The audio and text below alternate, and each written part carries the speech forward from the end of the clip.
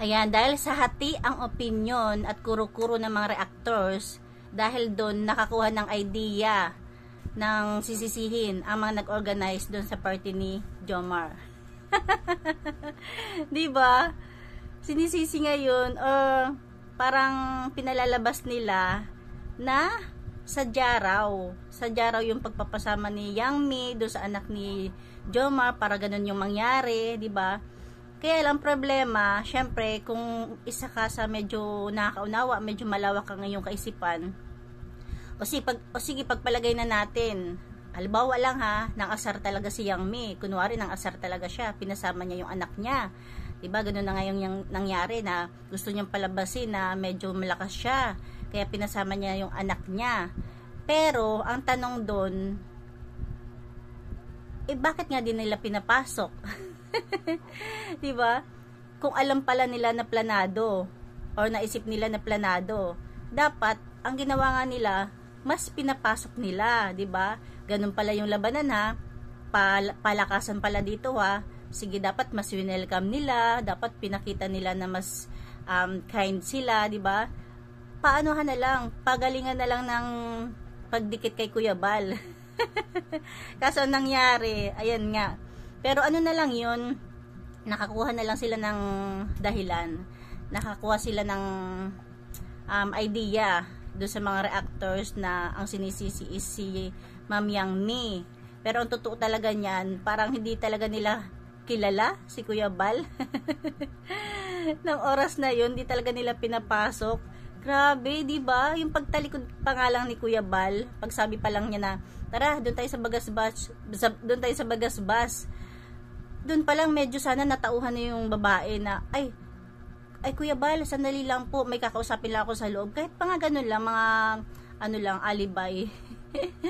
Pero grabe no, yun nga, ang sabi kasi ng kabilang kampo, sabi-sabi is parang, yun nga, sadya raw na pinasama ni Ma'am Yang Mi ang bata para, sabi-sabi lang yun ha. Kasi parang, kung panoorin nyo yung live ni Yang Mi, hindi naman talaga pumasok sa isip na ganun mangyayari dahil, syempre, bata yun, kumbaga labas sa usapan, hindi dapat dinadamay. Tapos siyempre si Kuya Bal na nga yung backer 'di ba? Kailangan pa ba ng ano? Tapos hindi natin maiwasan, hindi talaga maikakaila na kanya-kanyang kuro-kuro, kanya-kanyang kaisipan, 'di ba? Meron nga kahit hindi basher, hindi talaga basher ha, hindi basher ng Jomar, ng Jomcar, talagang mapapatanong. Hindi naman lahat na nagke-question is basher. Sa tingin ko, yung iba talaga napapatanong. Kahit nga ako napatanong nung una Sabi ko, bakit hindi lumabas sila Jomar? 'Di ba? Hindi naman masama magtanong. Yung bash is talagang dinaw na agad sila Jomar. Pinaghinusgahan na agad. Pero yung iba naman kasi is patanong lang, bakit dapat daw iniwanan na lang yung event, sumunod kina Kuya Bal, mga ganun ba? Pero siguro mahirap talaga sa sitwasyon na ganun. Madali lang magsabi, madali lang magsalita na dapat iniwanan na lang event. Kasi unang-una, nandun din nga sila Kalinga Prab, diba? Kaya, walang pwedeng makapagsabi kung anong mga dahilan kung bakit hindi agad sumunod sila Jomar kay na Kuya Bal. Siyempre, parang ano na rin, respeto na rin yung umiral kina Jomar, kina Kalinga Prab, dahil pwede namang aksyonan pakatapos, diba? Pero nung araw na yon, syempre, kahit nga si Kuya Bal, diba, napaka-ano sana niya, napaka-cool. Kaya lang hindi maiwasan, may mga nababasa na siyang reaction, mga comment, tapos may mga kasama pa siyang, yun, parang pinag-aanuhan ba na, ama ka ng kaling, kaya dito ganyan.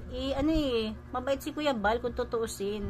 Kaya lang, yun nga, medyo nailabas tuloy niya yung sa loobin niya na medyo nainis din talaga siya, na hindi siya natuwa. Pero kung papanoorin niyo yung video niya, kahit pa sabihin naiinis na siya, pero napakakalmado niya, tatawa-tawa nga lang si Kuya Bal, diba?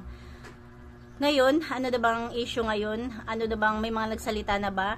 Kasi kagabi talaga may nabasa ako na comment na sabi, sigurado hindi yan magsasalita si Jomar kasi nga, ano nga daw, parang naninimbang ba o nag-aalala sa mga sponsors.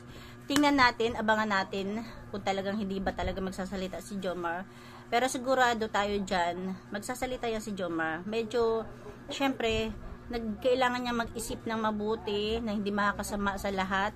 Kailangan is planado. Hindi siya pwedeng mag-react agad or magsalita agad kasi baka maraming pa mapahamak, di ba? Syempre unang-una yung sarili niya. Kailangan naku talaga baka doon siya mamataan ng mga viewers, ng mga reactors.